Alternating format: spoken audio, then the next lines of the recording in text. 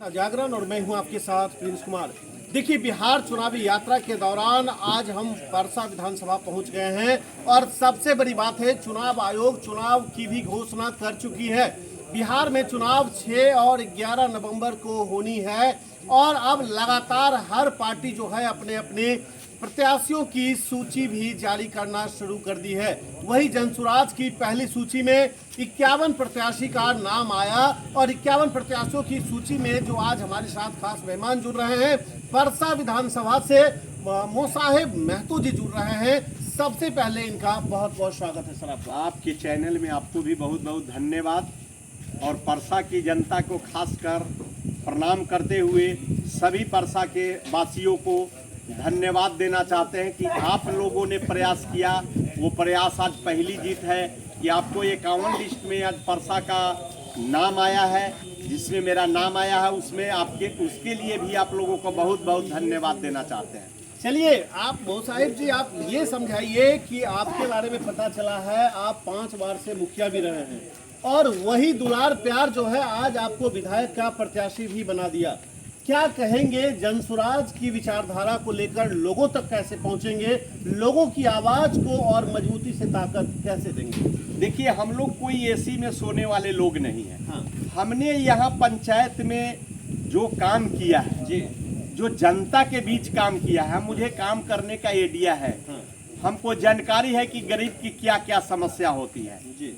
जो हमने आज तक लगातार, मुखिया तो हम नहीं है लगातार 5 टर्म से। हाँ। हम 2001 से 6 तक मुखिया रहे जी। उसके बाद जनरल सीट महिला का हुआ, जिसमें 3 टर्म महिला हमारे मैडम रहे जी। 2021 तक। आपको 21 के बाद अभी हम फिर वर्तमान मुखिया है। जी। अभी हम वर्तमान फिर हम चुनाव लड़ गए, फिर हम चुनाव से जीत गए जी। तो लगातार मेरे परिवार में 5 टर्म से मुखिया का पद रहा है। हाँ। आप एक चीज बताइए कि मुखिया का चुनाव जीतना सबसे बड़ी कठिन चीज है। हाँ। मुखिया का चुनाव कोई जीतना आसान चीज नहीं है। हाँ।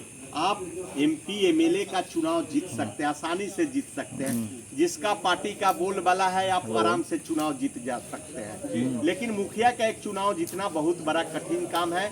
हम लोगों ने देखा है कि मूलभूत जो जनता की समस्या है उस क्या है। चलिए, समझ गए हम आपकी बात को, मूलभूत समस्याओं को आप समझ चुके हैं। 5 टर्म मुखिया रहे हैं, लेकिन आज कितनी खुशी मिल रही है अंदर से कि जनसुराज जैसी नई नवेली पार्टी में भी 51 लोगों की सूची में आपका नाम आया। देखिए, इसके लिए भी तो हम जनसुराज के पूरे प्रदेश के सभी पदाधिकारी और खासकर हमारे प्रणेता प्रशांत किशोर को भी धन्यवाद देना चाहते हैं। हाँ। और उनको प्रणाम भी करते हैं कि आपने एक अति पिछड़ा समाज का बेटा पर जो विश्वास जताया है। हाँ। परसा में जो परसा जैसा सीट पर जताया है। हाँ। उसके लिए हम पूरी अपनी ईमानदारी से, लगन से जो मेहनत कर रहे हैं। हाँ। फिर जितना भी समय बचा है उसमें लगन से, मेहनत से हम घर घर जाकर मताओं और गर्जियन से हम आशीर्वाद लेंगे और जनसुराज की झोली में ये सीट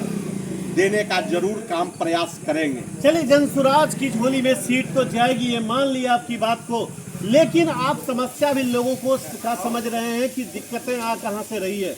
क्या लगता है, वर्तमान जो विधायक हैं ये भी परसा विधानसभा आरजेडी का गढ़ माना जाता है।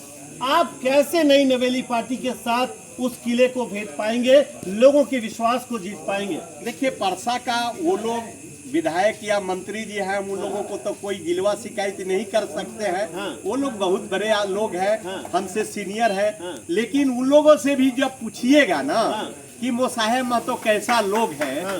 तो वो दोनों लोग जरूर मेरे बारे में बताएंगे और जितना भी उनका भी कचकर्ता होगा ना। हाँ। वो लोग जरूर मोसाहिब महतो के बारे में जानते होंगे कि कितना ईमानदार और कितना बेईमान है। इसमें कहीं दो राय नहीं है। आपको सबसे हमारी ईमानदारी को सर्टिफिकेट हमको आपको देना नहीं है। हाँ। हमको इतना ईमानदारी की सर्टिफिकेट जरूर है। हाँ। कि जो जनता ने हमको 25 वर्षों तक सर्टिफिकेट देने का काम किया है, जो चुनाव जिता कर भेजने का काम किया है, वही मेरे लिए ईमानदारी का सर्टिफिकेट। देखिए, चलिए, सब कुछ मान लिए, आपकी बातों को मैं मान लिया कि ईमानदारी का सर्टिफिकेट है आपके पास, लेकिन जातीय समीकरण को कैसे साधेंगे?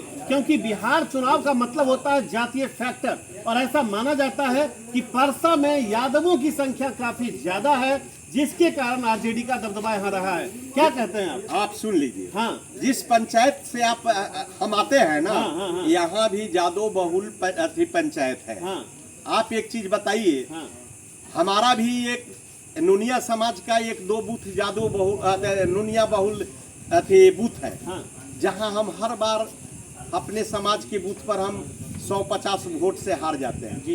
लेकिन जितने भी बाहुल आप कह रहे हैं कि जादव बाहुल, जितना बूथ है उस पर सब पर चुनाव जीत जाते हैं। 12 गो बूथ हुआ पर चुनाव जीत जाते हैं। तो ये बाहुलता कहाँ से आएगा? लेकिन देखिए मैं समझ रहा हूँ आपकी बात को सर। पंचायती चुनाव और विधानसभा चुनाव दोनों बिल्कुल डिफरेंट चीज है। आपने ही जैसा कहा, इस बार पंचायत चुनाव विधानसभा चुनाव है, और विधानसभा चुनाव में जातीय समीकरण को साधने की नई रणनीति आपकी क्या है? अभी भी हमारे यहाँ आप अथी जब लेंगे ना, आप सब लोगों से जनता से पूछेंगे ना, तो आपको पता चल जाएगा कि कितने जात का यहाँ लोग हैं। यहाँ जादव है, मुसलमान भी है, आपको साव जी भी है, ये ठाकुर भी लोग हैं, लोहार भी लोग हैं। हमारे जो जन सुराज की ताकत है वो किसी जात पात की पार्टी नहीं है, किसी एक समाज की पार्टी नहीं है। ये जन सुराज इसी को तो तोड़ने के लिए जन सुराज बना है कि भैया ना बिहार में जात चलेगा, ना पात चलेगा, ना बाहुबली चलेगा, ना रुपया चलेगा, ना पैसा चलेगा। यहाँ केवल चलेगा तो यहाँ जो बिहार बदलने की बात करेगा, बिहार की बेरोजगारी खत्म करने की बात करेगा, उसको चलेगा। यहाँ नौजवान को जो पलायन रोकने की बात करेगा, बच्चे को शिक्षा देने की बात करेगा, उसको बिहार साथ रहेगा। यहाँ जात पात अब इस बार चलने वाला नहीं है। चलिए, जात पात का रणनीति इस बार नहीं चलेगा, ये मान लिया जाए। जनसुराज और प्रशांत किशोर जैसे लोग आकर इस समीकरण से लोगों को, विचारधारा को ऊपर उठाए। लेकिन सवाल ये भी है, क्या लगता है आपको, आप जिस जगह बैठे हैं, हम जिस जगह बैठे हैं, क्या समस्याएं दिख रही है? किससे लोग दिन रात परेशान हो रहे हैं? देखिए, मेरे यहाँ का तो समस्या है तो है। हाँ। आप बिहार में इतना आप कवर कर रहे हैं, आप लोग सारे दल का कवर कर रहे हैं। हाँ। बिहार में आप एक चीज बताइए कि कहाँ नहीं करप्शन है, किस विभाग में नहीं है। आप इसको हम लोग बता दीजिए। हमारे दल का लोग, हमारे जो नेता प्रशांत किशोर जो है जी, उन लोगों ने अभी 5 बड़े बड़े नेताओं का खुलासा किए हैं। हाँ।